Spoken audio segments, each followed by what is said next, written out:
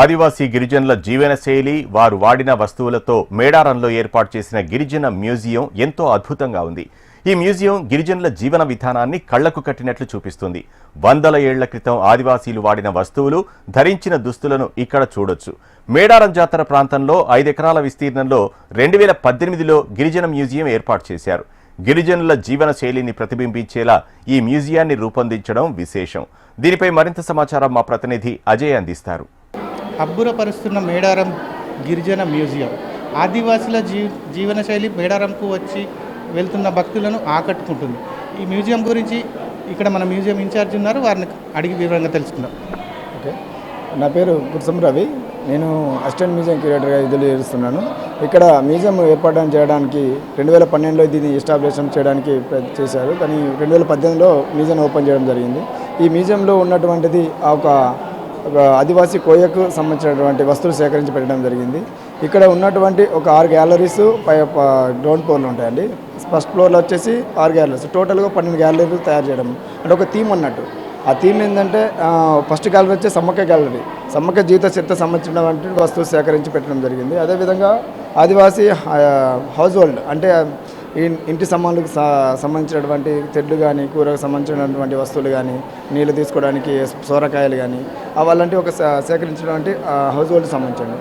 Third gallery వచ్చేసేసి agriculture అంటే ఒకప్పుడు ఆదివాసులు వాడినటువంటి వస్తువులు నేగలి కానీ, నాగరికతతో కూడుకున్నటువంటి నేగలి కానీ, గొడ్డలి, కొడవల్లి, బాడ్షా ఇలాంటి వస్తువులని మేము ఒక ఆదివాసీ గ్రామాల నుండి సేకరించేసేసి ఈ మ్యూజియంలో పెట్టడం జరిగింది. అదేవిధంగా మనకు మన hunting and fishing gallery. Hunting and fishing గ్యాలరీలో ఆదివాసులు అనేది వాళ్ళు వేట వేసేదాన్ని వెళ్తారు. వేటకు అడవికి వెళ్ళినప్పుడు వేటకు పోతారు. వేటకు పోయినప్పుడు వాళ్ళకు ఉన్నటువంటి ఆహార సేకరించుకొని అడవి నుండి కోపిరి కానీ, చీపురు కానీ, అదేవిధంగా మనకు ఆ జంతువులు కానీ చంపుకొని తినడంతో ఆ ఒక నైవేద్యంతో ఒక నిదర్శనంగా ఇక్కడ మ్యూజియంలో పెట్టడం జరిగింది.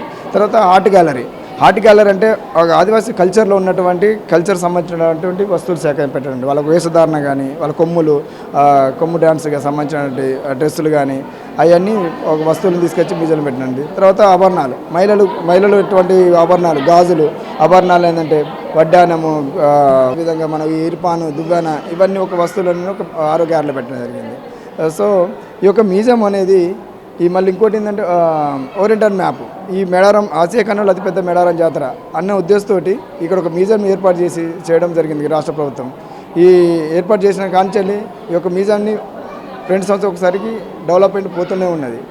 గత జాతరలో చూసుకుంటే ఈ మ్యూజియంలో కొన్ని కియోస్కులు పెట్టేసి టీవీల రూపంలోకి మేము సందర్శకులకు చూపెట్టడం జరుగుతుంది. ఈ సంవత్సరం వచ్చేసి డిజిటల్గా లైటింగ్స్ పెట్టించడం జరిగింది. అంటే ఇంకా వచ్చే సంవత్సరానికి మేము ఒక లైవ్ మ్యూజియం లాగా ఏర్పాటు చేయడానికి మేము కృషి చేయడానికి మా యొక్క గవర్నమెంట్ నుండి కానీ చేయడానికి చూస్తున్నామండి. చెప్పండి, మ్యూజియం ఎలా ఉంది చూసారా? తెలంగాణ రాష్ట్రం చాలా మంచిగా చేసింది.